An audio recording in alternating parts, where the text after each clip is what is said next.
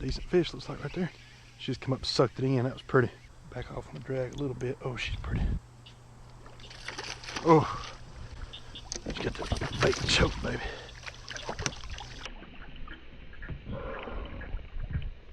All right, so we're out here. It's coming up on August, mid to late July. I don't remember the exact date, maybe like the 19th or something. Been a mayfly hatch going on over here every few days down here in South Alabama, and I'm gonna try to catch them on a new bait from monster bass. If the mayflies aren't here, we're gonna go try to fish some brim beds. But caught a few fish on this. Caught a Mad Max popper. Caught a couple 3.5s on it. One time I didn't have a camera, and then the second time I didn't have the thing rolling, which was a typical rookie mistake. But I was trying to conserve battery with my one GoPro, and had turned it off. So anyway, I'm gonna talk to y'all about a few things I like about this bait, some things that it's not. It's not a monster big popper. It's not like a big loud bait.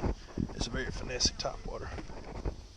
A couple of things I really like about this bait so far. Like I said, it's not a chug bug. It's not a big popper. It's a very finesse topwater. It's got a little pop to it, but and it really mimics these small 2 and 3 inch brim really well.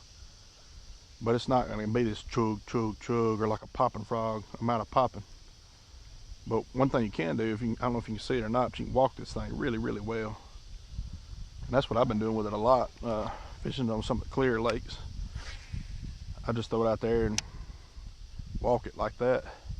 But up around here, man, I'm trying to do a little chug, a little pop every now and then. Try to mimic a brim. Got a few fish catches, worst case scenario, a few little ones the other day. I'll show that picture, that better one I caught, but I got a couple of fish catches from the other day on it when the mayflies were here. It don't look like there's gonna be any today. There's one on the popper. Not a giant, but a good keeper. Those hooks are good. Deadly, deadly hooks.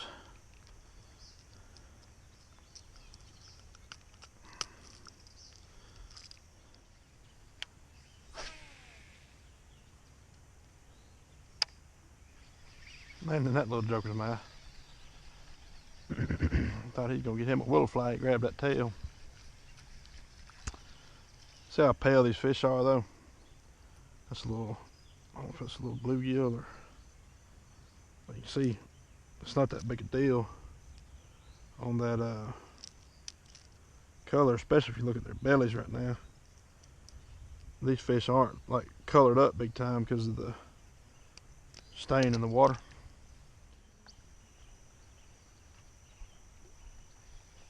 Like something just chase something up there around that bush. Get her to come out and get it.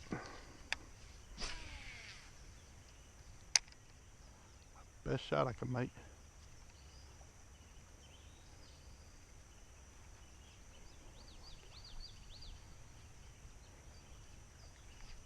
Come out and got it. That's another important thing about this bait. You got a lot of control where you put it. It's a good little heavy bait. It stays on top good, no size, but the fish ran something up under that bush, and I threw it right on the edge of that bush. He followed it on out there and got it. Woo. This is a bait that you can throw, like I said, real accurate,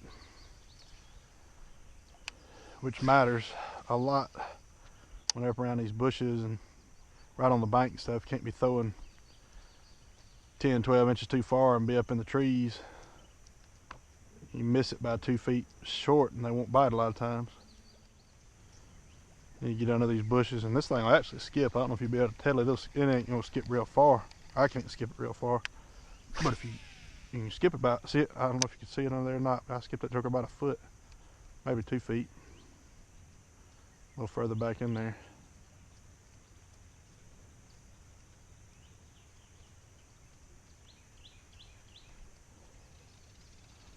I don't know, I'll try to show you on this limb right over here where you might be able to see it a little better. But you can skip that thing a little ways. See it? Probably saw that. I landed, start with, see it right under that limb where that circle's at. I'm just now getting back to it. It's another thing this bait's good for is you see the little shad running like that. You can about throw over and catch that fish.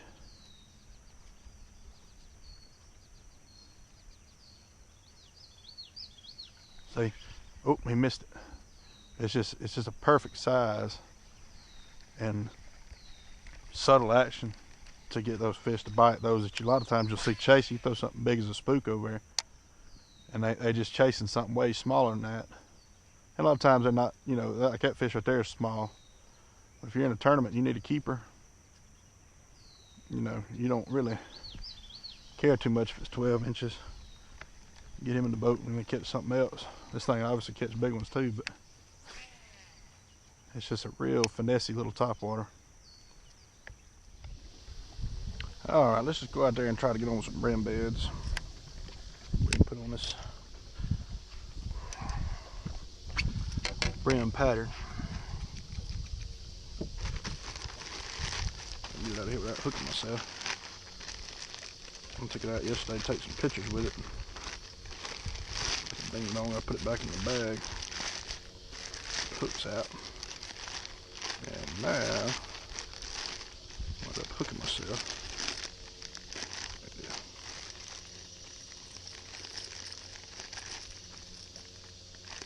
Alright. You can see where I've already kind of beat this one up. I've been fishing with it for a few weeks. Got some hook marks and some teeth marks.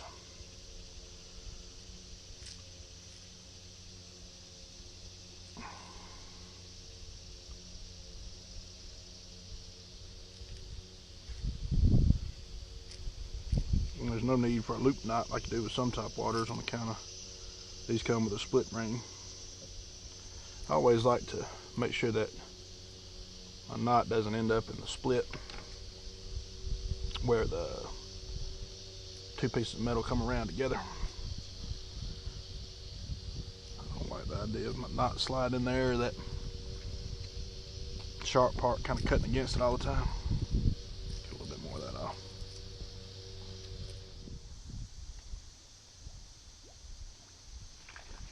Here's one, come up and smoked it. About the time I was gonna reel it in. Little guy, pretty fat little joker. Look how fat that fish is. That's crazy. Middle of the summer. That thing looks like he's about to go on, like a little old female about to go on bed. She's so fat. Pretty little fish. Little one, but she believed in it. Or he did, or she did, or whatever. Fat little joker.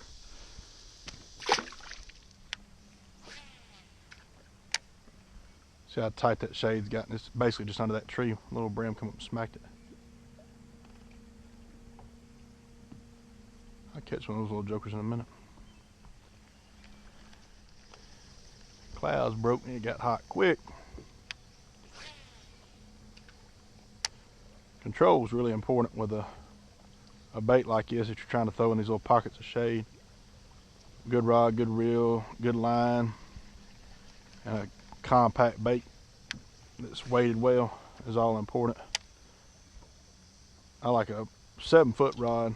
I mean, if you're shorter, I'm 5'11". If you're a little shorter than that, you might want to go with a shorter rod, because I like to make a lot of roll casts, and it's just easy to manipulate the bait a lot better. You know, backhanded forward, whatever, with a reasonably shorter rod. I wouldn't want to go with like a 7.3, anything like that. So 7-foot medium heavy for me. I use braided line, Suffix 832 30-pound test. I use braid on most all my topwaters now. I kind of got away from monofilament, and it's one of those deals where it's just kind of more what you get used to and what you like. I like braid a lot anyway. There's nothing wrong with mono on a topwater. A lot of people do it, and I did it for a long time. And I still might, on a rare occasion. For one type thing would actually be this if I was going to do it, because it gives you a little more stretch. And when you're in tight quarters, this braid, sometimes you don't have your drag set well. Fish will pull off, or pull the hooks out. So you kind of got to be ready for it to slip a little bit on a bigger fish. But I mean, I've got it dialed in pretty good now, where I know what my equipment's going to do when I get a bite. If it's big enough to need to pull a drag, it'll pull a little drag. And there's one. I think that's a brim. I'm going to show you all the other colors. If I can get her in the boat. See what the color looks like now. This is what I'm fishing with and what I'm fishing for. That's what they're looking at too. Whew, sorry, buddy. Pretty good colors, and what's cool is there's a lot of iridescent to both of them. You got a lot of glimmer to both of them. Obviously, he believed in it. The eyes look a lot alike. It's a good looking little old deal. Got a little orange on both of them.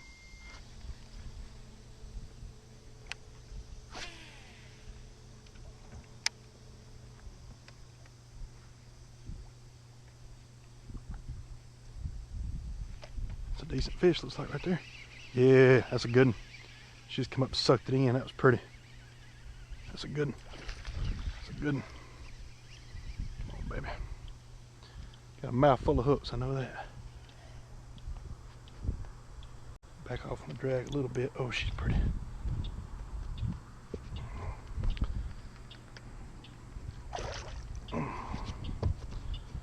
Oh, bait's not come out, but she's got good hooks in her. Oh, she got that bait choke, baby.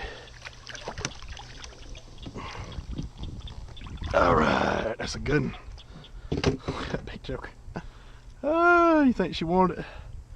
Man, that was pretty. Get a couple pictures of that.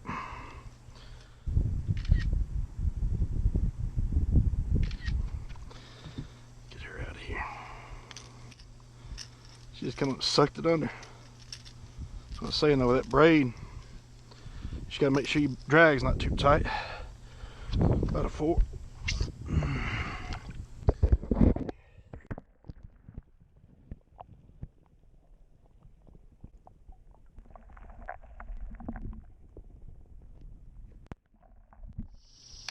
All right, that was fun. What I said about shade. Shade is so important. That fish just in a little old patch of shade down there. Came up, sucked it in. Not a big splash, not aggressive. That fish might only follow the big aggressive topwater out, but these little finesse topwater, nasty, nasty, nasty. That's why I like a finesse topwater this time of year when it's real hot. I mean, I like a big powerful one too, don't get me wrong, but certain situations, you got a little old, not even barely a breeze out here right now. That fish might have only followed a big, loud topwater out. She just came up and sucked in that little innocent one. That was pretty. Shade, like I said, is so important. That fish, just like right here, it's that patch of shade, that's where that fish was sitting. I never even knew she was in the world till she ate it. A lot of times you'll see them cruising the bank, but in that shade, I mean, you're not gonna hardly see them, that dark shade like that. But that's where they're sitting. They use it just like a treetop or anything else, just like structure to them. It's a good place for them to hunt and use as a pickoff point. And it's the heat of the day. It's 120. It's actually a pretty nice day today. Probably only about 80 something, but it's been 98, 99, 100 degrees, 94. It's been hot. And right now, it's when it's so tough, so hard to get a bite right up in the middle of the day. You got to get out there with a shaky head and drop shot in 25 feet of water. Or get up here in a foot of shade, catch 4-pounders. Oop, there's another one. Like a brim maybe. Big one, but just a brim. Oh no, he's still boiling on it out in the sunshine. He has a couple of big old bluegill, looks like. That's why rod's important, reel, line. You got good size line, we can throw it far enough and not too small where you got a chance of breaking it. This is 30-pound suffix, 832. 30 will let you throw it a pretty good ways. 40 is a little bit too big, too heavy, mess up your action of your bait. And 20's a little too small. It kind of gets pulled down in the reel a lot. So 30 is a good size. 7-foot medium heavy Versa. It's not a very stiff medium heavy. It's kind of a, not soft, but it's got a lot of tip to it, which is good. That's what I want. Like I'll throw a square bill a lot on this rod. Shaky head. Like a drop shot on a bait caster sometimes, like a power shot. I'll throw it on here. So you want something with a little bit of, pretty good bit of tip, but you still got to have some backbone to keep them from getting in trees and pulling you down into some nasty stuff if you got to fight them out of that. But it's a fairly soft rod and real good for a little popper or spook or something like that. Sammy, top waters. So Lou's, I think it's SSG1SH. It used to be the SS1SH, and then there was a SS1SHA or something. Basically the same reel over and over and over. It's their little speed spool, $100 reel, $99.99 or whatever. They've come out with a different variation of it the last 2 or 3 years every year. And oh, there's a good one. There's a good one. Like a decent one. Maybe a spot. This thing's got really good hooks on it. A little spot, just got it foul hooked outside the face a little bit. Come up and smacked on it though. These hooks are really, really good. Like, one thing I worry about sometimes with top water is straightening out a hook. And this back hook, I don't think you could straighten it out. I mean, you could with like 65 pound and a flipping stick, but I mean, that's a bold little hook right there. And so I don't worry about that with it. You know, like I said, you got to worry about tearing them off, but two with a good stout hook like that, it usually digs on in, and unless you got them hair lip, they're not gonna hardly tear off. That shade is so important. I can't stress shade enough. Like, I'll catch one every now and then out in the sunlight, or I'll get a bite out in the sunlight and they won't get it. But if you want them to get it, that shade is important.